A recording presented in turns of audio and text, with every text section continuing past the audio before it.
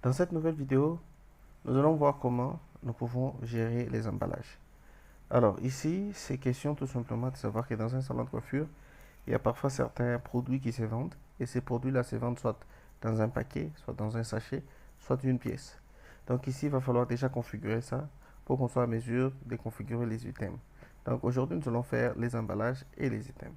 Très bien. Pour commencer, je commence avec les emballages. Donc gestion d'emballage. Et ici, c'est très simple, il n'y a vraiment pas grand-chose. Vous voyez que tous les boutons sont même activés. Donc ici, ce que vous faites, par exemple, vous dites pièce. C'est un emballage aussi. Donc vous pouvez faire pièce comme unité. Voilà, ça s'ajoute. Vous pouvez faire flacon, par exemple. Ça s'ajoute. Vous pouvez faire pièce, non, pièce, pas pièce, mais sachet, par exemple. Ça s'ajoute. Vous pouvez faire paquet si vous voulez. Un paquet, donc on appelle ça un paquet, ça s'ajoute. Vous pouvez faire, comment on appelle ça, un carton. Voilà.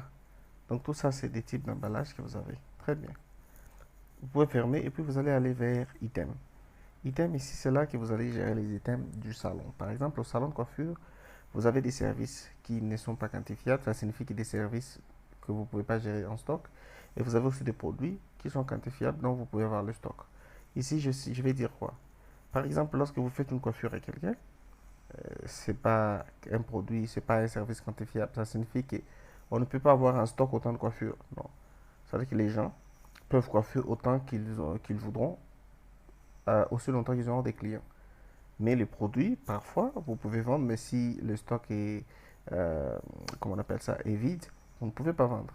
Donc c'est ici qu'on va faire ça. On va mettre les produits qu'on appelle les items, parce que tout ici, je n'ai pas appelé ça produit, parce que les services ne sont pas des produits.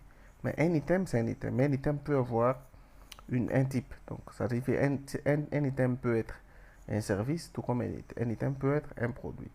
Comme ça qu'ici, par exemple, je vais commencer par des produits quantifiables. Par exemple, je peux dire vernis. Le vernis, le prix, je mets 2. Ici, je n'ai pas encore défini c'est quoi, comment on appelle ça, c'est quoi les quoi. Mais c'est un produit quantifiable. Je n'ai pas encore décidé si c'est une devise dollar ou franc. Alors, vernis, je mets pièce, par exemple. Et je vends ça en dollars. Donc, ça va être vernis 2 dollars. J'ajoute, OK. Ça a été ajouté. Je vais aussi ajouter les faux ongles, par exemple. Faux ongles. Alors, le prix des faux ongles, c'est 5, par exemple. Et c'est quantifiable. L'emballage, c'est, par exemple, le sachet. Parce que pour les faux ongles, peut-être c'est dans un sachet qui a 10 ongles et qu'on va plaquer. Et donc ici, devis, c'est dollars. Et je sélectionne et puis c'est bon. Après, je vais ajouter encore un autre type de produit, toujours quantifiable, comme par exemple le plante. Par exemple, j'ai dit plante cabello. C'est aussi quelque chose qui se vend au salon. Et ici, pour le plante, je vais dire c'est 75. C'est quantifiable aussi. L'emballage, c'est une pièce, tout simplement. Et puis, la devise, c'est dollars. 75, voilà. Après, nous avons des services qui sont non quantifiables. Par exemple, la coiffure d'âme, par exemple. Coiffure d'âme, je dis que c'est à 20, par exemple, 20 000 francs, la coiffure. Et donc ici, je ne mets rien, mais c'est non quantifiable. Alors pour la pièce, vous pouvez créer une pièce qui signifie aucun ou aucune, par exemple. Mais ici, vous pouvez laisser ce que vous voulez. De toutes les façons, il ne va rien faire parce qu'après, une coiffure, c'est pas une pièce. Bon. Euh, la devise, c'est franc. C'est pas 20 000 dollars, mais c'est 20 000 francs. Et donc, voilà. C'est comme vous voulez. Vous mettez les prix comme vous voulez en dollars ou en francs. Les systèmes gèrent en se basant sur la devise. Donc après, vous avez aussi par exemple pédicure. Pédicure. Et ici, pour la pédicure, c'est à 10 000 francs. C'est fait en francs congolais. Et ici, c'est non quantifiable, tout. Et voilà. C'est bon. Donc ici, vous avez tout ce qu'il vous faut.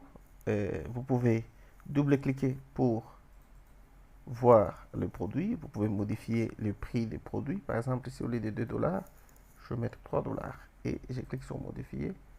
Il a modifié. Et là, c'est 3 dollars. Vous voyez? Voilà, très bien. Mais une chose est vraie, en modifiant, je n'ai pas pu. Vous voyez, il a changé vernis 3, il a mis ça non quantifiable. Donc vous pouvez double-cliquer et venir changer ici à quantifiable. Vous laissez 3 dollars et lorsque vous allez cliquer sur modifier, vous allez voir que voilà, il va revenir à 3 dollars. Très bien. Donc il faut vraiment faire attention.